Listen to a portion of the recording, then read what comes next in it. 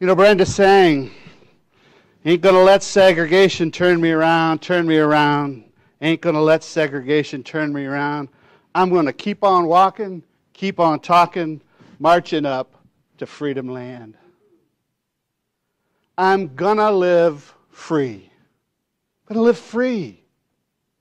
You know, it's not often in Unity that we talk about morality. We're gonna go there this morning. You okay with that? Let's go there. Let's go there a little bit this morning. Do you know what immorality is at its most root level? At its most root level, immorality is blocking someone from their own freedom. That's what it is at its most root level. Immorality is the violation of one another's freedom to choose free will from their free will space what they desire for themselves that harms no one else. To block that is immoral. What is moral? At its most root level, morality is doing unto others as you would have it done unto you. It's the golden rule. The universe is literally set up as that being its most basic law. The law of the universe is the golden rule. And everyone but everyone knows it. We all know it's true. We all know that this is inherent within us. It's what Dr. Martin Luther King knew. That inherent within us is the knowing of this golden rule. To do unto others as you'd have it done unto you, to block no one's freedom. That's what gave him so much courage. Because he knew it was true. He knew it was true. But what he also knew, and leaders like himself and Archbishop Desmond Tutu and Nelson Mandela, they all also came into this knowing that not only is that true, but it's also true that what keeps us from that connection and that knowing is fear. What keeps us from that is our cultural and our tribal conditioning. This is what it is. You know, they all began to see a little compassion for the others. They all began to see that this has been going on for generation to generation to generation. They're locked into a state of sleep. They're locked into a state of sleep. You know, it was Friday night, and our own Cheryl Jameson, the vice president of our board, put together this beautiful First Friday evening. Who all was there for First Friday? It was absolutely a beautiful evening, and she put together this evening where everybody brought these colors of Valentine's Day food, right? So we had pasta with Valentine red sauce and pizza with Valentine red sauce, and our own board president, Donna Nowak, she made these tasty little dates. She slid them in half and she stuffed them with this pink cream cheese, you know, Valentine's pink cream cheese. And she put a little bitty heart right in the center. It looked like, I'm going to call it the Valentine's Day third eye, you know, treat. And wow, were they delicious. And our own Jeff Miller, he brought some Valentine's red Twizzlers. And we just acted like kids, just enjoying those Twizzlers. We weren't worrying about whether it's stuck in our teeth or not. We just had a good old time. But Cheryl also put together for that evening this documentary called Joy. And it was actually this documentary about the intimate friendship, the intimate relationship between the Archbishop Desmond Tutu and His Holiness, the Dalai Lama. And as I'm sure each one would describe that documentary in a little bit different way and their relationship in a little bit different way, but the way I would describe their relationship was it was adorable. Absolutely adorable and playful. When these two were together, they played together like little children. It was just absolutely beautiful, the playfulness that they remembered and continued to live in their lives. So here are these two men They would absolutely know so much about the human condition, about the inherent human potential, about their own people being oppressed from the freedom that is their right to have. They know so much about that. And they know so much about what's coming from these oppressors. And they also know deeply that our basic, most principled nature is goodness. They knew all that together. Our most basic nature is goodness. In fact, at one point in the documentary, Desmond Tutu says, "We are all made for goodness." But at one point in the documentary, they actually started to talk a little about Nelson Mandela and his journey and how he spent those 27 years in prison. And Desmond Tutu said, you know, at one point, Nelson Mandela also began to see that the oppressors are oppressing because of fear, because of their cultural conditioning, because of the tribal conditioning. And it's been passed on from generation to generation to generations. Nelson Mandela begins to see the oppressors are not coming from their true nature. The documentary says it's what allowed Nelson Mandela to put together as one compassion together with passion for the liberation of the people. Compassion and passion for the liberation. There was no, in fact, Desmond Tutu actually says, we're not talking here about being passive about what is right and wrong. Not at all. But he began to realize the power of putting together compassion and passion.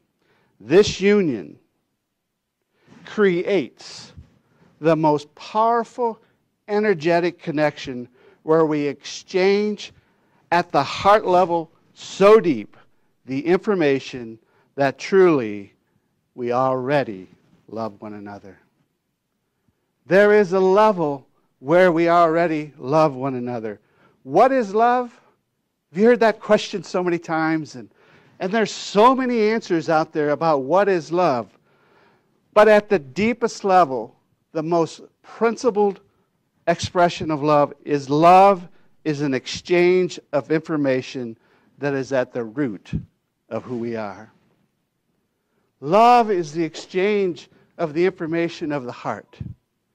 The scriptures say, beyond all these things, it says it in Colossians 3:14, beyond all these things, put on and wrap yourself in love, which is the perfect bond of unity, for everything is bound together in agreement when each one seeks the best for all others. We enter into, when we put together and we unite together compassion and our passion for the liberation of others to live in freedom, you open the portal to the kingdom of heaven. That's what happens. And all of a sudden, you're communicating at an entirely different level. You're connecting at an entire different level beyond words. This is what Dr. Martin Luther King knew. This is what Archbishop Desmond Tutu knew. They knew that as they moved forward in that they were inviting into this transformation of humanity a whole other dimension to transform it. That's what we teach at Unity. We teach about the power of this heart portal. You know, our own Marjorie Scott and Pam Ellison and Brenda Bay and Vivian and the RU Band and so many have put together this morning to just honor Black History Month. And Pam Ellison has selected this video on the life of Dr. Martin Luther King, and it just shows his passion, his preparation, and his way. And so what we'd like to do this morning is just take this morning and just allow for us to be together with it. It's a 10-minute video. and just be with this and just notice his commitment to allowing this way to come forward.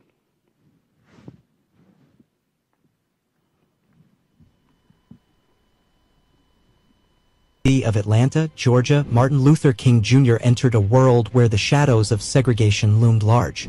His parents, Martin Luther King Sr., a prominent Baptist minister, and Alberta Williams King, a skilled musician and teacher, instilled in him the values of faith, education, and the inherent dignity of all people. These values, deeply rooted in the African American church tradition, laid the groundwork for his future endeavors. King's educational journey began at the historically black Morehouse College, where he was exposed to the writings of thinkers like Henry David Thoreau and Mahatma Gandhi. His intellectual curiosity then led him to Crozer Theological Seminary in Pennsylvania, where he honed his theological and ethical beliefs. It was here that King first delved into the concept of nonviolent protest, a principle that would later define his approach to civil rights activism. His academic pursuit culminated at Boston University, where he earned a doctorate in systematic theology, further solidifying his philosophical and moral framework. The year 1955 marked a turning point in King's life with the Montgomery bus boycott. Sparked by Rosa Parks' courageous refusal to surrender her bus seat to a white passenger, this 381-day protest against segregated public transportation catapulted King into the national spotlight. As a young pastor of Dexter Avenue Baptist Church, King's leadership, charisma, and commitment to nonviolent resistance galvanized the African American community in Montgomery, setting a precedent for future civil rights campaigns. In the wake of the Montgomery bus boycott's success, King rose as a preeminent voice in the civil rights movement. He helped found the Southern Christian Leadership Conference, SCLC, in 1957, aiming to harness the moral authority and organizing power of black churches to conduct nonviolent protests against the injustices of segregation. King's leadership style, marked by eloquence, perseverance, and an unwavering belief in the power of love and nonviolence, brought together diverse groups in a shared struggle for equality.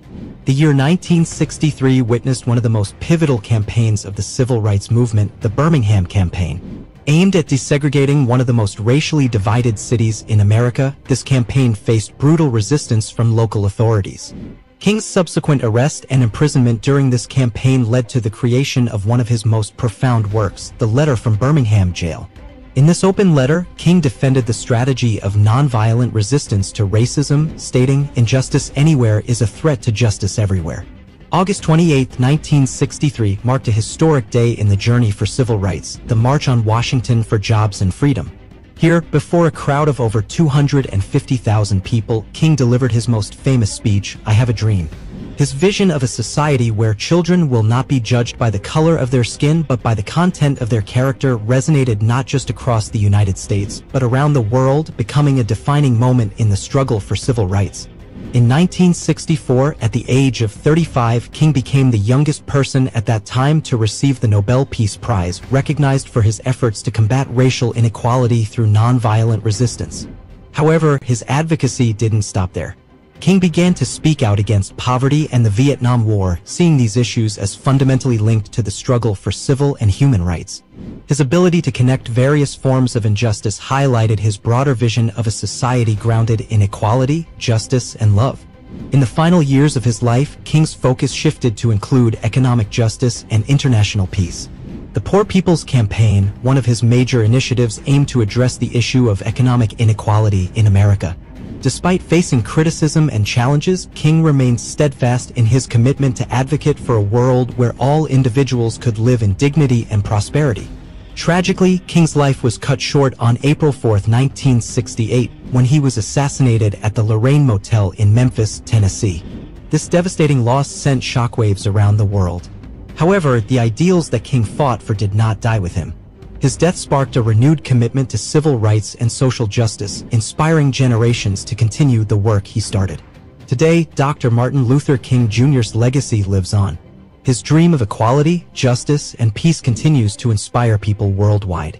His teachings and life's work remain a touchstone for those who seek to make a positive impact on society. Every year, on Martin Luther King Jr. Day, we are reminded of his contributions and the ongoing relevance of his message in our current world. The influence of Dr. King extends far beyond the borders of the United States. His philosophy of nonviolent resistance and his steadfast commitment to justice have inspired numerous global movements and leaders. From anti-apartheid struggles in South Africa to democratic movements in Eastern Europe, King's legacy has served as a beacon of hope and a strategic guide for peaceful change. Dr. King's impact is also profoundly felt in education and culture. Schools and universities around the world teach his speeches and writings, instilling in young minds the principles of equality and justice. His life and work have inspired countless works of art, music, literature, and film, each carrying forward his message in unique and powerful ways. While significant progress has been made since King's time, the fight for justice and equality continues. Today's activists stand on the shoulders of giants like King, facing current challenges with the same spirit of determination and hope. They remind us that King's dream is still a work in progress and that each of us has a role to play in realizing it. One of Dr. King's most enduring contributions is his unwavering belief in the power of nonviolence. Time and again, history has shown that peaceful protests can lead to meaningful and lasting change. King's strategies and teachings continue to influence peaceful movements, demonstrating that love and nonviolent resistance are potent forces for social change. In our modern world, where conflict and division often dominate headlines, Dr. King's philosophies of love, unity, and justice remain as relevant as ever. Scholars and thought leaders reflect on how his teachings can be applied to contemporary issues, encouraging a new generation to think critically about how to navigate the complexities of today's societal challenges. The true testament to Dr. King's legacy lies in the personal stories of those he has inspired. From young activists to seasoned leaders, countless individuals share how King's life and message have shaped their personal journeys and motivated them to advocate for a better world. As we look to the future, Dr. King's dream continues to guide us. It's in the hands of the youth, the educators, the activists, and every person committed to justice and equality. The journey towards King's envisioned world is ongoing, and it is up to each of us to carry forward the torch of his legacy. Dr. King's activism was a driving force behind landmark legislation that reshaped American society.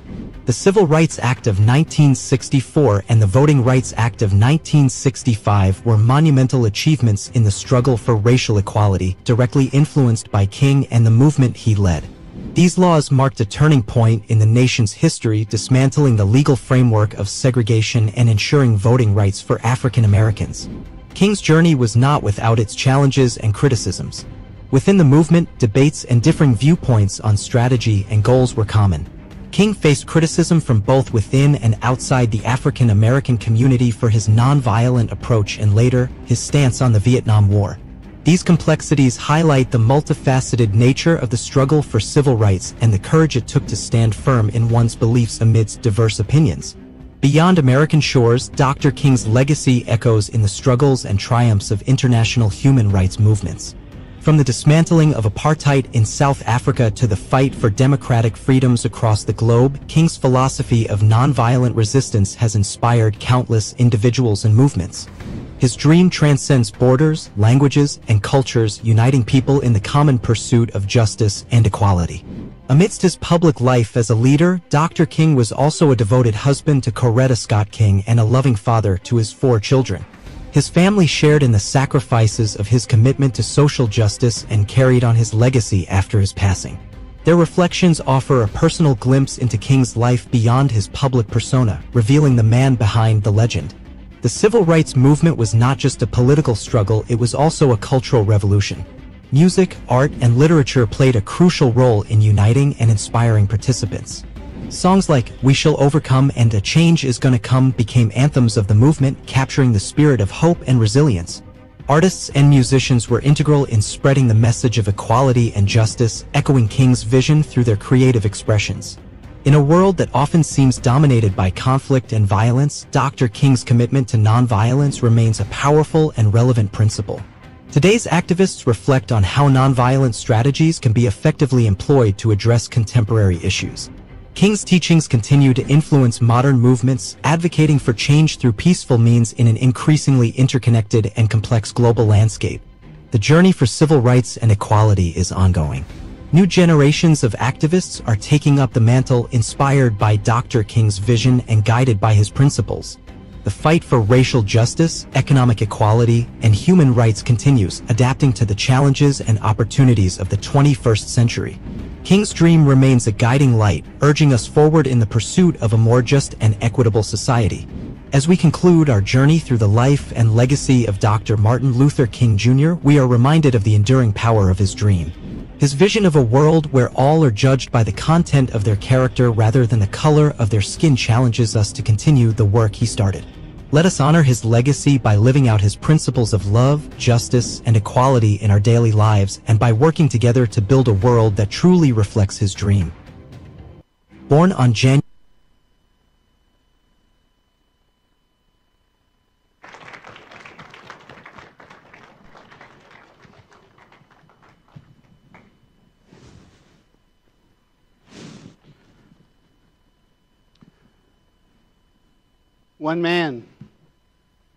one man who had an unwavering commitment, an unwavering knowing that each one of us know that each of us deserve to live free here on this planet, and that everybody knows it. And he's changed the world. He changed the world. There's no question about it. We have that same unwavering commitment here at Renaissance Unity. That's why we have as our core mission, transforming lives through a consciousness of love. I love being a part of that. How about you? Yes.